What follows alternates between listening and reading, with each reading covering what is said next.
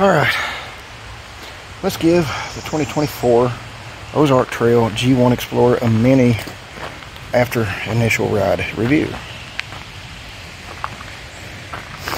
By the time I get back to the car, I've got about 9.25 miles on it right now. By the time I get back to the car, I will have a little over 10 miles on the bike with a mixture of a little bit of single track, mostly gravel path like this, and a few miles of pavement on it. Sorry, out of breath. It's hot, muggy, and I'm out of shape. I don't have any real complaints. I mean, I know this is just the first 10 miles on the bike. It's the first ride, but it feels like a much more expensive gravel bike. Does it feel like a $2,500 or a high-end bike? No, it don't. I'm sure it don't. But, oh, sweat's rolling off of me. But it does feel much more expensive than its $248 plus tax entry. The only experience I had ever had with L2, LT Woo, Lieutenant Woo, whatever you want to call it, the only experience I had ever had with their transmission parts was a bad one. On my Ozark Trail Ridge 29 mountain bike, had the L2 S5, S7, something like that. One by drivetrain on it. It was junk right out of the box. It flat out could not be adjusted to where it would work. It was just faulty, you know, and that's not just my opinion. That's what the bike shop said. Fortunately for me, since I could never get them to respond, I went out at Walmart when I contacted them. First thing they said is contact L2. And I told them, I said, well, I've tried and they're not getting back to me. Now, I don't know if it was just miscommunication. I'm not bashing the company. But my experience was I couldn't get a hold of anybody to tell them, hey, I just bought this brand new bike. Your parts don't work. Walmart offered to send me a brand new bicycle, you know, which I think was very nice of them. But I had that complete Advent X drivetrain sitting there that I had bought for the Kent Truevale. I just threw it on there. Let's see. But, oh yeah, where was I? The L2 drivetrain on this, the R2 front derailleur and both shifters, as you know, it's a 2x7, 2 in the front, 7 in the back. It shifted flawlessly.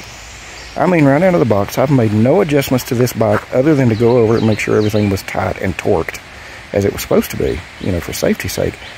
But I mean, Walmart employee assembled this bike. And I had zero issues with it. The brakes, I've heard people complaining about they're loud. The front one rubs a little bit. I may be able to get that in adjustment. They are a little squeaky. The rear brake sounds like a cricket chirping when you're on the brakes. But, you know, I didn't do anything outrageous or excessively fast. But I didn't have any problems whatsoever stopping either. So they work. They're just a little noisy. You know, no surprises here. The Shimano Tourney TZ, if I can get it to focus, is not high end by any stretch of the word. It's like a $15 to $30 derailleur. It worked fine. Didn't miss a shift. I had no drop chain issues. Upshifting, downshifting, worked fine every time. The saddle wasn't uncomfortable, but I only rode so far about 9.25 miles. I've heard tell that the longer you ride, the more uncomfortable it gets. My butt likes WTB saddles. It always has. So a WTB will probably go on this. I'm definitely going to replace this seat post clamp. Hold on. 5 minutes later. Okay, where was I? The only problem that I had was the seat post clamp. I think I finally got it torqued tight enough to where it's not slipping. But man, I had to stop 5 or 6 times. So it's a good thing I brought a pair of pliers with me. I always carry a Leatherman with me for the pliers and the attachments. So I had to stop at least 5 or 6 times to tighten that nut. And I have torqued this so much, put so much pressure on it. I know that it was kind of curved around here, but I have bent the seat post clamp lever. That was horrible. having to stop every few minutes. But yeah, for $248, if it rides like this for 500 miles before it starts giving you problems, it's, in my opinion, it's a great investment. Yeah, that's it. I'm liable to start rambling if I keep talking. Bug. So that's all I've got. I want to take a moment to thank all of my subscribers, everybody who likes, shares, comments.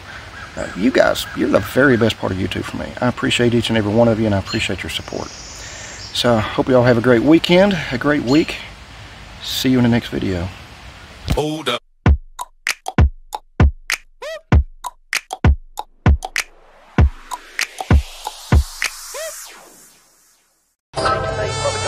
I love this show.